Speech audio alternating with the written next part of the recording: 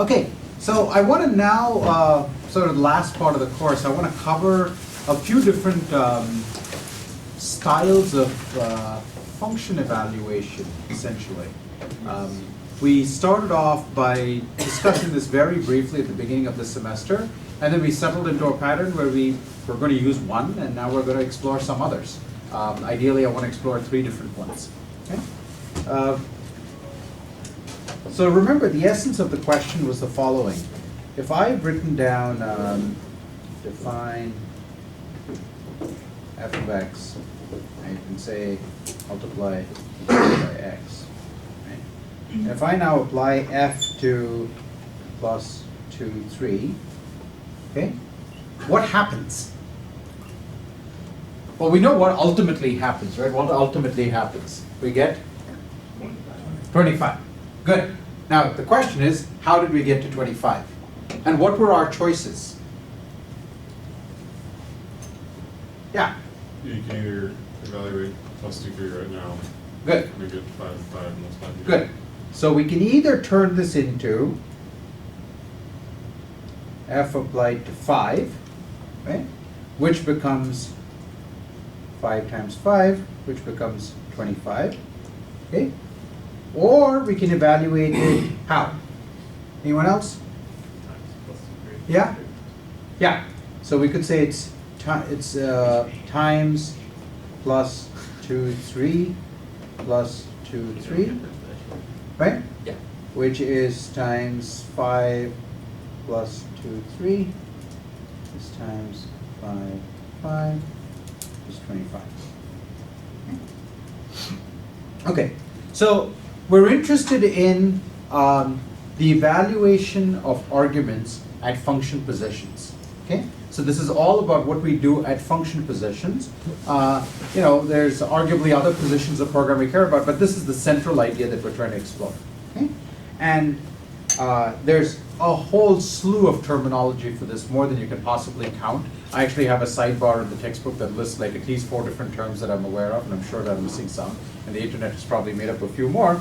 But 2 useful terms, at least for the purpose of our discussion, is that in the left-hand side case, is that my left? Yeah, that's your left too, good. Okay. In the left-hand side case, there's the language is somehow eager, right? It's trying to eagerly reduce arguments to values before it performs the actual substitution. And so this is called eager evaluation. And the one on the right is, well, it's like, we don't need to evaluate things until they're actually necessary. And so this is called lazy substitution. Okay? Which one's better? Well, first of all, which one have we done until now? We've done eager substitution, right? Because interp, if you go back to the code of interp actually evaluates the argument and then replaces the result, the argument with an actual value. Okay? We actually talked about this a long time ago because we said subst. We can think of subst as having 2 different contracts, right? Subst takes an expression in which to substitute, a name to substitute, and a choice. Okay? It has a choice between substituting an expression or a value. And in fact, substitution is a curious thing because subst is useful for all sorts of things that have nothing to do with interpretation. Okay? Like a compiler does subst regularly. It's called inlining. I alluded to this in class. It's called inlining. But inlining is just substitution. It's like, look, I happen to know the answer. The expression is pretty, the function, it's like immediate. There's no point in wasting my time creating a closure and doing it. I might as well just put the value in there, right? And I might even reduce some of the value expressions to answers, and now I get something more efficient. So I trade off compile time for runtime, right? More compile time, less runtime. Okay? So that's one place. There are programming environments do substitution. Any reason why programming environments do substitution? You don't think of your programming environment as changing the source code of your program, do you? Refactoring, thank you, right? So there are substitutions like refactoring is a substitution is a refactoring, right? So from the point of view of substitution as being this globally useful operation that's handy for us in many contexts, it makes sense to talk about this distinction and say maybe substitution should take expressions. But substitution in the context of interpretation or evaluation, not so clear, right? Maybe it could take expressions, maybe it could take values. So we went this route, and today let's explore this route. So which one should we do? Well, clearly this one is worse, right? It takes more steps to produce an answer. Yeah. Isn't that somewhat an implementation detail? Because you could like only evaluate that expression once, but still wait until you need it. Well, I clearly need it. How else am I going to produce the number 25? Okay, so I mean, obviously I'm trying to set you guys up a little bit. Yeah. Well, what if that second +2, 3 Yeah. was a +2 false, and so it would throw an error? Oh, errors. Yeah. So you're saying supposing I had made, well, so in this case it can't be, right? That would be a different program right here because it was the same expression twice. Okay. So observe that if I lazily substitute, so all I've done right now, by the way, is a simple arithmetic expression, right? Let me talk a little more, and then we'll come back to errors in a moment. That's a very interesting question. So far, it looks like all we're going to do is, in one case we evaluate, well, so the eager case we understand. I mean, we spent like a whole semester at this point studying this case. So in this case, we're going to substitute the expression, but like, how did this 2 + 3 become 5? I mean, if we're just doing lazy stuff, why did anything produce a value at all? Why isn't the answer, here's the question, why is this the answer as opposed to this being the answer? That would be truly lazy, would it not? Because you're like, okay, I've substituted, here you go, here's your answer. Well, no, because you've asked for the answer, so Where? when you called f +2, 3, but so like, I call f +2, 3, it says, here you go, here's f +2, 3. it's not useful. Utility is in the eye of the beholder, yes.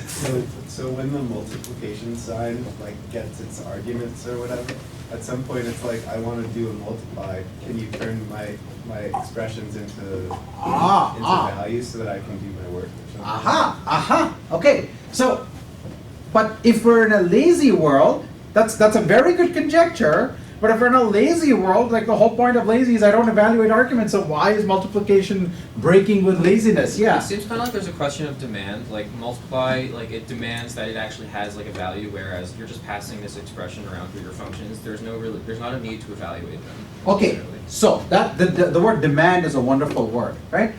Multiply.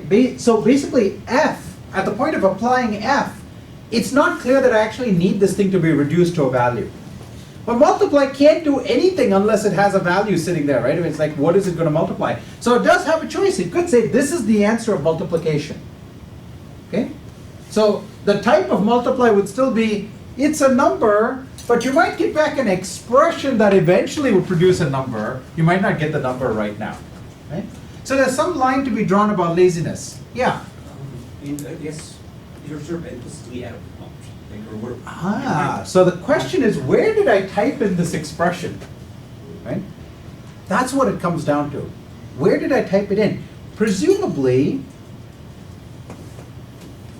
I had a prompt sitting like that. Right? Or, you know, for all of you, because you're all like cool guys, it's like this, right? Okay? So for uncool people there's 1, and for cool people there's 3. But the point is, there's a prompt sitting there. Right?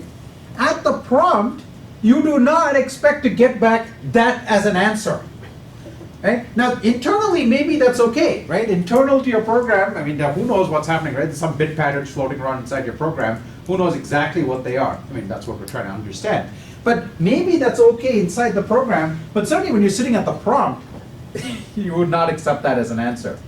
So, in fact, arguably it's the prompt that is forcing this expression that it gets back, right? And says, hey, no, that's not good enough. That's not a printable answer, right?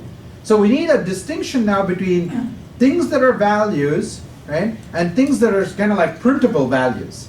And printable values do not include expressions, right? Printable values are things like numbers, or maybe, you know, if it's truly a closure, then, you know, that's truly an answer. But, you know, we don't, until we apply to arguments, we don't know.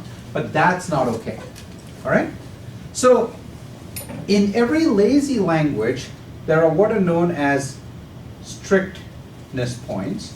okay? Which is exactly the concept you alluded to, it's just this is a terminology that the community uses. So it's a point where we say, now we are being strict at this point over here. If I don't already have a printable answer, please convert the expression that I have, right? Basically sort of recursively convert it till I get something that's printable, unless of course maybe I don't get, I don't terminate, right? So convert this till it's printable. So the prompt is one of the strictness points. So the prompt basically says, hey, multiply, I demand that you produce an answer. That has a cascading effect, because multiply, of course, is like, well, what am I supposed to do with an expression? I don't know how to multiply two expressions. I can't give you a numeric answer if you ask me to multiply two expressions. So that in turn induces more strictness points, right? So this is what you were trying to say, right? It's basically this idea that this is the thing that cascades, and certain points in the program have to be strict, right? Like the arguments of multiply, if it doesn't know what the values are, it can't produce a numeric value, okay? Is there any other point in the language where we have to have strictness? Yeah. Well, what you said have to have strictness, but do we have to have strictness for multiply? What's wrong with just returning a full expression? Well, because if we define our printable answers to be numbers and closures, then the expression is not one of those things. That's what. Yeah.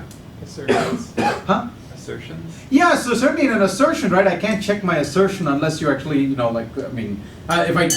I suppose you could defer your assertion checking and you get it later. So there is actually a design decision there, right? In fact, when you add assertion mechanisms to lazy languages, the lazy language, Haskell, right, there is a question of whether the assertion mechanism is a strictness point and whether that changes the meaning of your programs, right? It sort of causes more evaluation than might otherwise be necessary. And then you have to decide, do I want assertion failures now or assertion failures later, okay? But there's one other blinding one. It's so blinding that you don't even see it, even though it's on the board. IO. IO, but nope, it's on the board.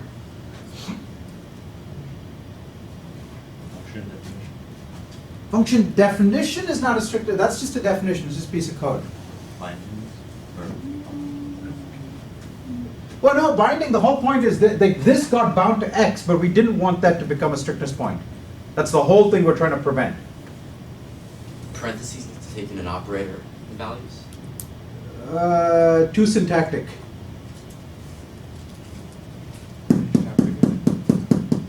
The function position of an application. I don't need to know what the argument is.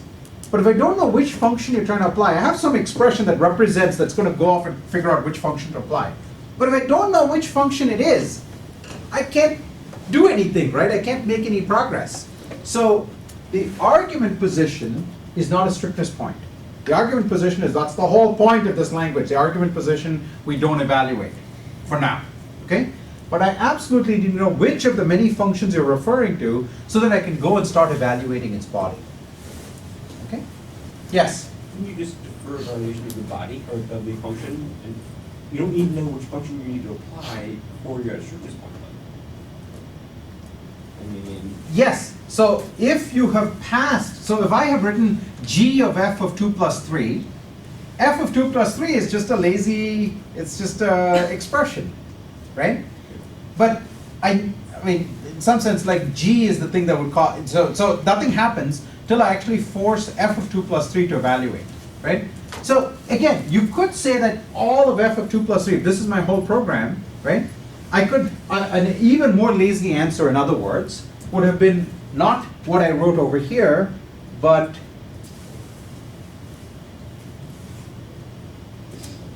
that would have been the laziest answer of all, right?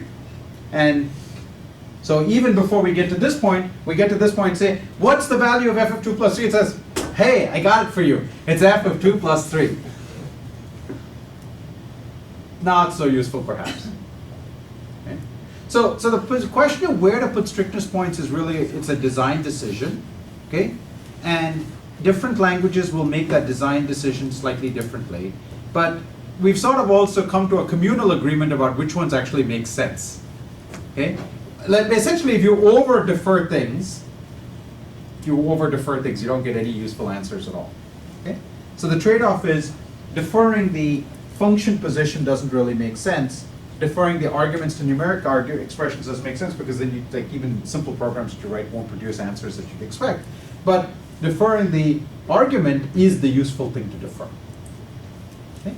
Question, yeah. When you say useful, you mean not, like, the point of laziness is that if you're not sure you're gonna, like, you use all your code that it hasn't actually run, or something along those Yes, lines? that's exactly right. If you don't, so what laziness does is, if I'd written define f of x to be an expression that didn't use x, there was no point evaluating x at all.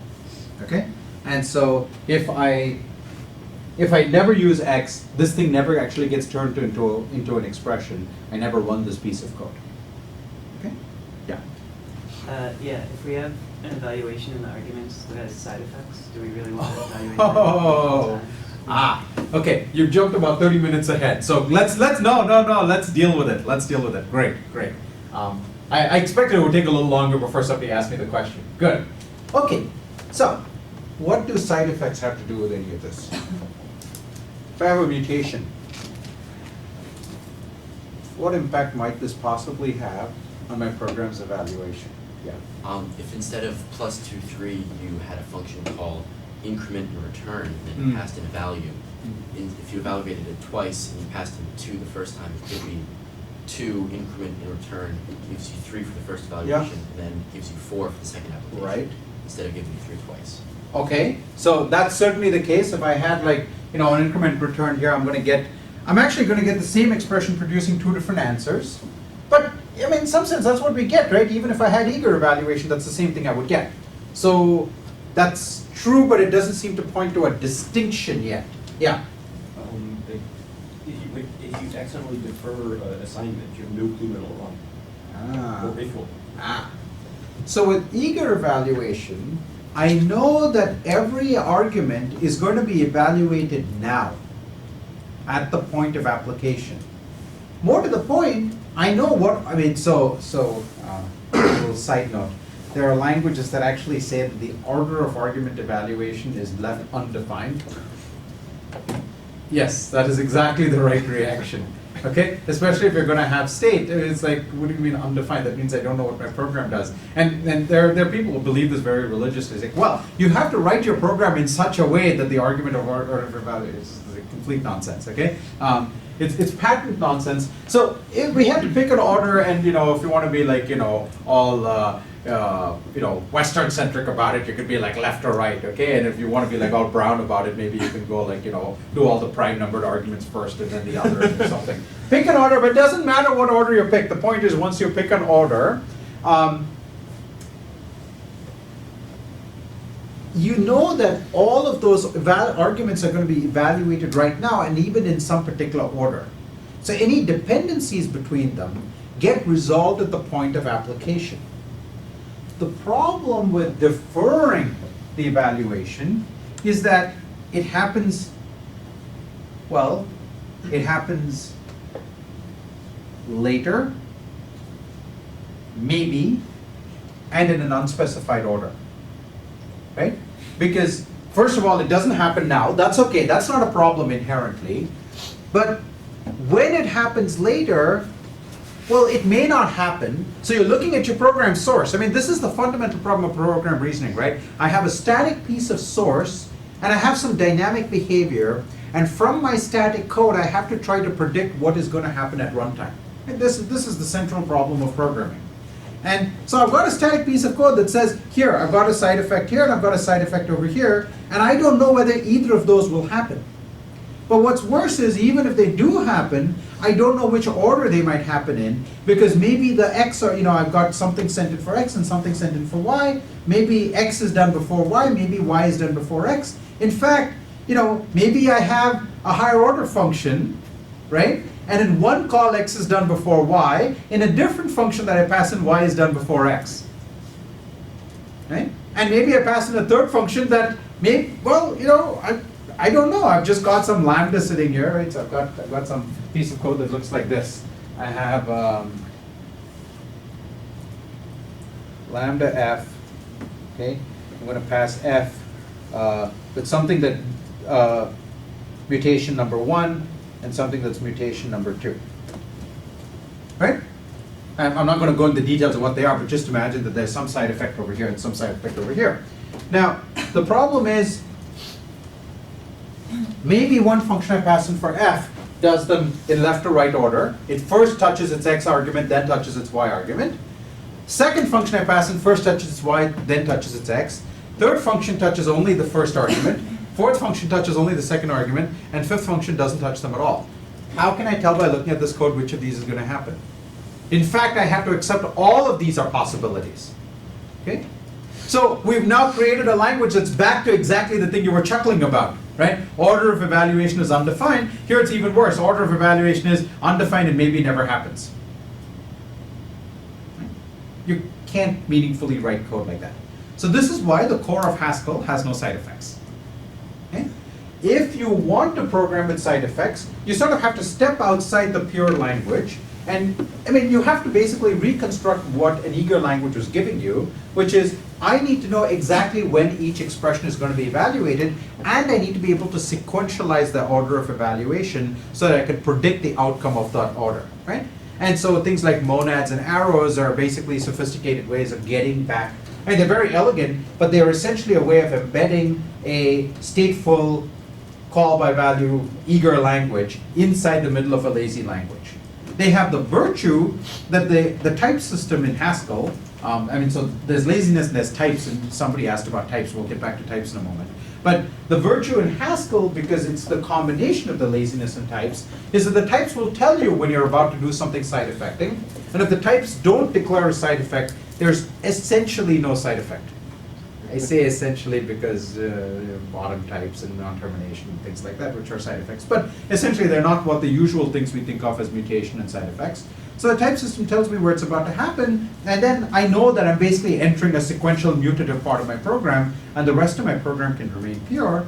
So this is a very nice separation of concerns, right? Write most of your program in sort of a clean, pure style. You get the benefits of lazy evaluation. You also get the disadvantages. We'll talk about that a little more in a moment. But then the rest of the program that's actually doing mutations, you can tell just from the types of what it's doing. Okay, does that answer your question about side effects? Yeah. But so you're still evaluating the arguments twice now, right? If you had a function that takes x twice. So, or even, let's even take this expression over here, right? Uses x twice. Yeah, right. Right? Okay, so yes, it appears that we're evaluating it twice. Okay? Now, if we are in a language that does not have side effects, or where the side effects cannot occur inside this part of the code, the sort of lazy part of the code, do we need to evaluate it twice? Nope. Because? Memoization. Why can we memorize? Because there's no side effect. There's no side effects, therefore we know that The answer is always going to be the same. answer is always going to be the same, and therefore we can evaluate it once rather than evaluating it twice. Okay? So you will sometimes see the terminology call by name versus call by need. Call by name is basically evaluated every time. Call by need is evaluated once, remember the answer, just return that answer on subsequent instances. Okay? You can actually do something even smarter, which is you can essentially say, look, every time I see this particular expression in my program, if I can be sure that the context is the same, the environment, the relevant part of the environment is the same, all of those instances can be the same node in my evaluation strategy, right? And so this is why when you go look at the literature on evaluating lazy languages, you'll see these sort of graph reduction machines. What they're trying to do is to say, I'm going to have a node representing each expression, and I will try to find maximal sharing and maximal reuse, and that's why what I end up in my runtime system is a graph. I start off with a tree, but what I actually have is a graph, sometimes a DAG and sometimes maybe even a graph, representing all the sharing, and then I'm getting to reuse all those expressions as much as possible. And there's some quite clever strategies that people have come up with for constructing these graphs and making them, optimizing over them. Okay? So, if we have laziness, we can't meaningfully have state in the same language. We can have two languages that are cooperating, and that is the correct way to think about Haskell. There are two languages. There is a nice, pure, functional, lazy language. There's basically Fortran, okay? And in the notation has been carefully chosen to even make it look a bit like Fortran. And these two languages cooperate, and the type system tells you at any given moment whether you're looking at Fortran code or Haskell code. Okay? But they sit in the same runtime system and the same file and everything, so it's really cool, right? You have like Fortran sitting underneath this. Fortran inside, you know. Yeah. Okay? Okay, so that's the essence of laziness. We should push this a little further and ask whether we've covered all the things we need to cover. Let's say I write the following program.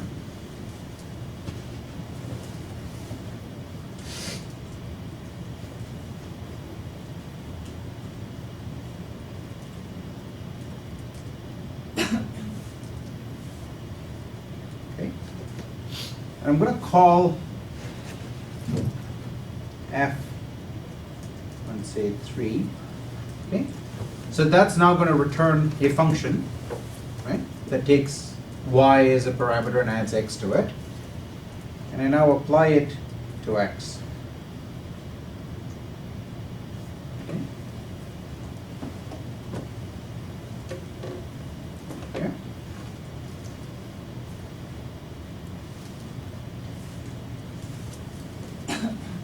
So what happens? I apply f to 3. We're strict on the function choice, right? So we say, oh, which one is f? F is this function over here. Okay? I bind 3 to x, okay? And I return a function. I mean, I'm binding like lazy 3 to x, but you know, lazy 3 is 3, right? Okay, so I'm binding like lazy 3 to x. So x is now the expression 3 rather than the value 3, if you will. I get a function back, lambda y. Again, this is a strictness point, so I'm really forced to compute which function it is. So I get lambda y back. So y is now closed over x bound to lazy 3, right? I'm now going to call this function with lazy x bound to y.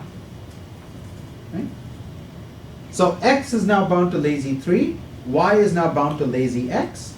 When I go in, I substitute x. I get, so I'm now at plus, so I have to like actually do the strictness thing. X is now bound to lazy 3, which becomes bound to 3, right? Evaluates to 3. And y is bound to lazy x, which evaluates to lazy 3, which evaluates to 3. And I get 3 plus 3, which is 6.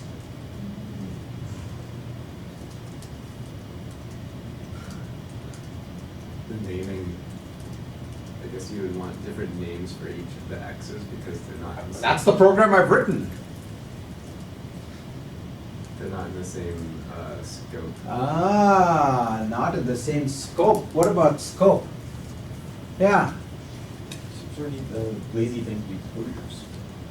Or so it's for like closure they do. What's the real problem? What's the underlying problem? Lexical versus dynamic scope, right? These are, you're right, they are fundamentally different x's, right? Ideally, I would like to rename all of these x's in the world and have each x be distinct. It's not even dynamic scope really, it's sort of more drastic than that. More drastic than dynamic scope. Is that even possible? Okay. Because Why? You're not, it's not just that you're like shadowing values. Yeah, it's not even my call history, right? Yeah. It's something stranger than call history, right? Call history would be if like x were bound over here and showed up being over here, but this is like even weirder than somehow, it has to do with both call history and like a local, it's like local name choices over a global call history or something like that, right? Something like that. Now, had we done true substitution, right? This is all because we had an interpreter, right? Because we had environments, because I said x is bound to, and we're remembering all these bindings. That was an environment. Had we done true substitution, would this have been a problem? Because I would have gone in, and I said, what's x bound to? X is bound to lazy 3. I replace lazy 3 everywhere in the body. So I get back lambda y plus lazy 3y, right? Now when I send x in here, it'll be like, well, remember, what does substitution do? When it finds an identifier, it says? And, that's right, because it says I shouldn't see any free identifiers, right? That just means it's an unbound identifier if I see one. So this would have given me an error here, or if you want, it would have given me an error here. The point is, either way, I would have been doing the equivalent of plus lazy 3y, which is x, and that would be an error, right? So again, our substitution semantics is doing the right thing. It's preserving static scope correctly. But we had good reasons for shifting away from substitution in our interpreter, right? And we've also alluded when we talked about continuations that the environment is really morally equivalent to what a compiler is doing in terms of stack frames and so on. So we don't want to go back to thinking about like this big string pushing machine again, but we would like to preserve that behavior once again. That's our semantics. That's our desired semantics. So how can we do it? Well,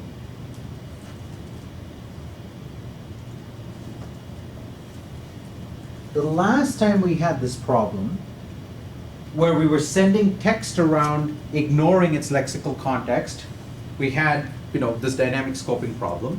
We said the solution to that is to bundle an expression along with its environment to create closures, right? The closure is the repository, the memory of the intended substitutions. It's the deferred substitutions. It represents what substitutions we wish to perform, and we should remember those substitutions so that when we eventually go to perform the substitutions, we take them out of the environment where they should have been done rather than the current dynamic environment. Okay? Same idea again.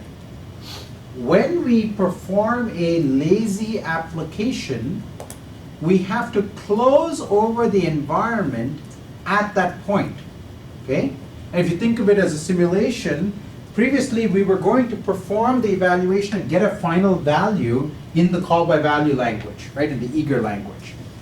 So now, if we're choosing to not perform the evaluation now, we should remember what it would have evaluated to by recording the environment, so that when we eventually get around to evaluating it, it will produce the same answer that we would have gotten before, right? We are not trying to change the answers of our program, we're trying to change when those answers are computed. Okay? So what we really need, well, so this is a closure. What are the parameters? How many arguments does it have? 0. Why 0? It's just an expression. It's just an expression, right? It's the environment has all of the free variables. It's not a parameterized expression. So this now tells you, and 19 students will remember this hopefully, that functions serve two purposes. Functions serve the purpose of substituting parameters in bodies and the purpose of deferring computation. And these are two independent purposes, and each one is useful in its own right. So the idea of introducing a name for some other for some value can be thought of as a use in its own right. And that's what let does. Let says, I want to introduce this name as a convenience, but I don't want to defer any computation. Right? So I will introduce this name and immediately do the evaluation right now. So we saw that we could map that to lambda, right? Let turns into lambda very trivially, but it's naming without deferring. Here we have exactly the opposite. We have deferring, but we're not introducing any new names for anything. The expression is exactly what it was before. We're not introducing new parameters. We just have the act of deferring without naming. Okay? And these are thunks. We've seen this term before. Okay? So these are thunks, and this is what says that sometimes each one is useful independently, and sometimes, of course, both of them are useful together, which is most of the time. Okay? So we already have thunks in our language, right? We have closures, so we could just create a zero or closure. It's a bad idea. It's a bad idea because, well, let's go back to strictness, okay? So our value previously, we had defined type value was either a number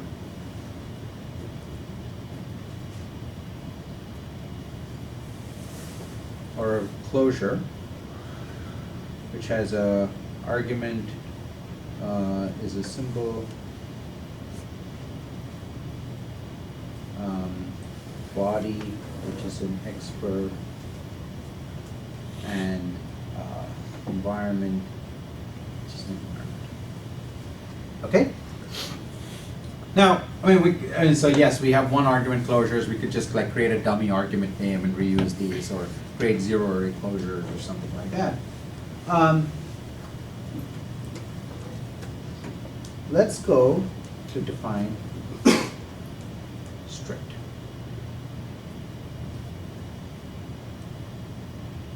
Okay. So it's going to take one of these values, and we want it to return a value that is one of the printable ones, right? So we want this to be a printable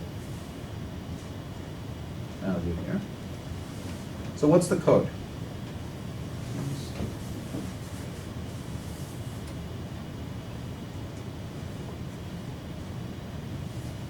If it's a number, well, we're done, right? We've already reduced it. If we have conflated user-defined closures with closures that are introduced by the act of performing function calls, now we no longer know whether to make, when I see a closure, is that an answer in itself, or is that something that I have to sort of reduce further? Right? Because if the user just wrote like, lambda of no argument something, we don't want to go around converting that into a value. I mean, that the user very explicitly deferred the computation, right? In contrast, if these were introduced by the act of deferring the argument evaluation, then at a strictness point, those are exactly the ones that we want to reduce to a value. So if we conflate these two data types into one, we're going to either over or under evaluate expressions, right? Like I might have like an addition expression and one of the arms is a closure. It's like, well, if that was a deferred expression, then I do need to turn it, and it might turn into a number, and that would be good. But if there's a user-defined lambda, right? If the user wrote like 1 plus lambda something, well, that would be really bad, right? So we can't tell those two apart. Then we could say, oh, we can put a little bit in there saying which kind of lambda this is. Well, in our case, we might as well just make that a different variant. Okay? So, suspended expression has no argument, right? There's no argument there. There's just a body and an environment. Okay? So we have a closure V.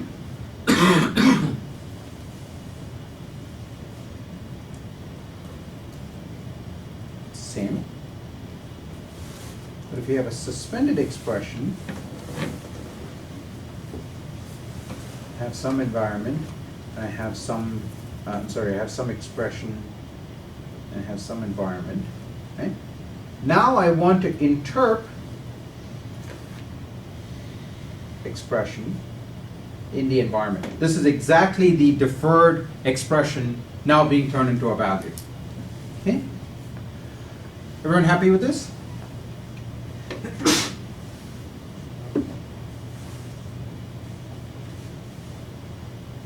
Am I guaranteed that if I do this interp, I'm going to get one of the, yes.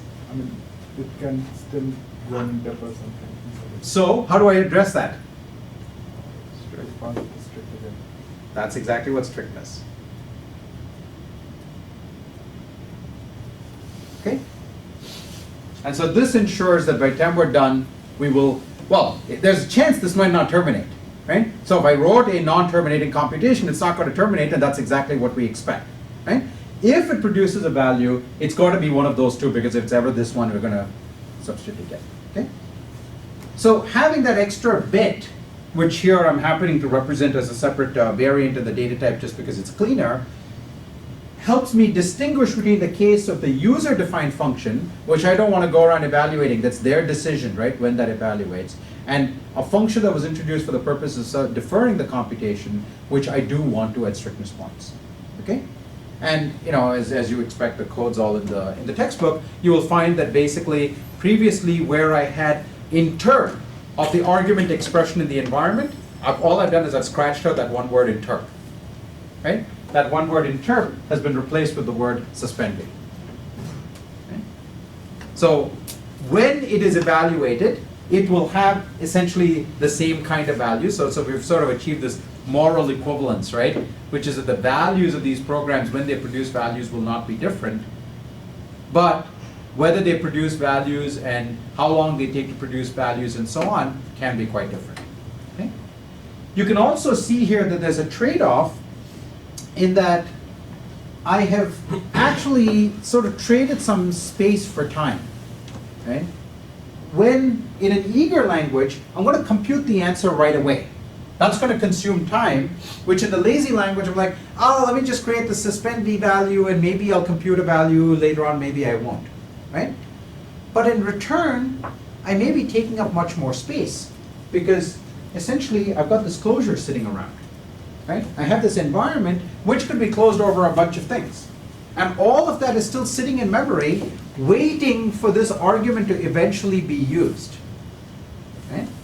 And so if you sort of spend enough time programming in Haskell, you'll run into this phrase called a space leak, right? And so the space leaks are basically, I've got these closures sitting around that are needlessly holding on to things, and sometimes you introduce strictness just to like discharge that space that it's holding on to, because otherwise it's accumulated all of these closures that are sort of chaining and holding on to values. In fact, I can have this one expression sitting there that's holding on to stuff, which is another expression holding on to stuff, which is another expression holding on to stuff, and eventually I have to sort of cascade through all of these expressions to get to a value so that I can release all of that memory back to be garbage collected. Okay? So there is a real space-time trade-off here. Now there's other interesting things about lazy evaluation that we could spend a course talking about. For example, the fact that it lets you very easily create cyclic data structures. And those of you who've seen like the lazy list simulation in CS19, you've seen this before, right? Where we use thunks to create cyclic data structures. We use thunks to create infinite data structures, right? And this is a really powerful idea. It's really, really powerful because it says there's all sorts of places where we want to create like this data structure that sort of grows as the computation goes, right? One example I really like citing is like game trees, right? There's some sort of search tree, like I'm searching through strategies, and when you're doing this in an eager language, you have this sort of tree management problem, right? You become like an arborist or something, right? Because you're like, when do I grow the tree out by a little bit? I have all these nodes that are sitting there that have to go in and mutate and say, okay, now this part of the tree grow out a little bit, that part of the tree grow out. I'm about to look here, so please grow a little more, right? In a lazy language, that's what you get for free. You have this tree that represents the infinite possibilities, and it could be finite. It could be like it's very large. It's finite, but very large. So you still don't want to grow the tree just because it's finite. Because, like what, chess is chess like a finite number of moves? I don't know. Well, I suppose I could go on a cycle. Connect 4 definitely is. Connect 4 certainly is, thank you, yes, okay, yeah. And even I can play Connect 4, so there you go. Right? So games like Connect 4, right, these games, like, they may be finite, but they're like very large finite. So you don't want to create the tree all at once.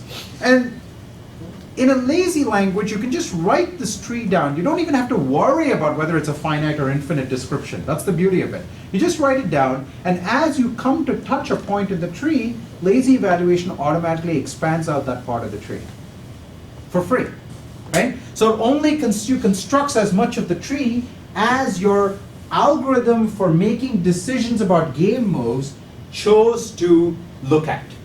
So you write your algorithm, the algorithm makes decisions, the language takes care of expanding that tree for you automatically. And if you think about how you would encode this in an eager language, you would essentially be implementing a lazy evaluation strategy by hand.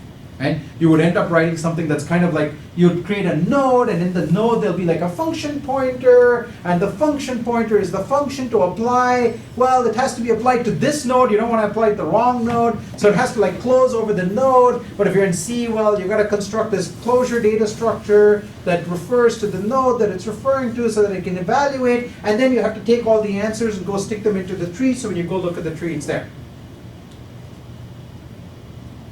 That's what I just described. Okay?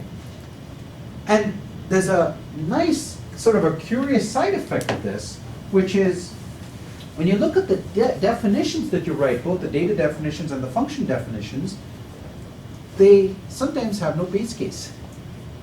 So they look like inductive definitions, but they have no base case. Like, what's up with that? Well, and that's because there's a different theory that explains how these things work. It's called co-induction, sort of a dual of induction. And co-inductive definitions are basically like infinite definitions, typical infinite definitions, well-formed infinite definitions are co-inductive.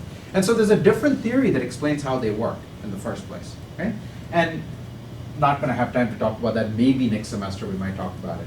Mu But- types. Huh? Mu types require co-induction. Yeah, We've right, already right. seen So it. we've already sort of glossed over that slightly, but yeah. Recursive types. Because they're infinite types. Yeah. So, yeah, like, you know, the type of the Y Combinator, right? So when you create the type those, you need something that's going to give me this infinite unfolding, right? And that was actually a great, yeah, exactly. So the type of omega, right? Because that's exactly what it is. There's no base case. It's just a type that refers back to itself without a base case. So, and so you get a somewhat different theory, and so at a semantic level, there's actually, you know, we've been talking as if, oh, all we're trying to do is to achieve the same kinds of things we're doing with the eager language, but you're actually getting a somewhat different semantic language to programming, okay? So, you know, a more advanced PL course, this is the kind of stuff we might be able to talk about. But, so there's a fascinating world out there, and the last point I want to make about, you know, you brought up this example of an expression that's ill-typed, but I don't find out till I run it. So this is another reason why lazy languages even more need a type system, right? Because at least in an eager language, I'm gonna, you know, like I write test cases and actually run the program and I'll find out about some of my errors at least. In an eager language, I can write the program and it even produces an answer, but there could be whole chunks of code that are simply not explored, right? The notion of coverage is very different and much lower. So for that reason, having a static type system that warns me about errors is even more important in a lazy language. Good. Questions? All right. Oh. Yes. So I'm wondering what if there's an easy way to capture how the combination of suspend v and strict might change termination behavior of programs. So assume the eager program doesn't terminate in an error.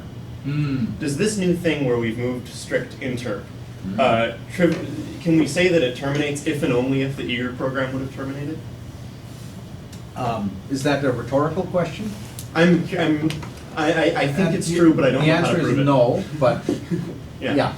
it also depends on the set of observations and the set of data types you have in your language, as you would expect. Yeah. So, yeah. But start by reading Plotkin. Plotkin 75. Good. Okay. If you want pointers to literature, ask me. We're done with class, but I'm happy to take. Why don't you turn that off, and I'm happy to take questions.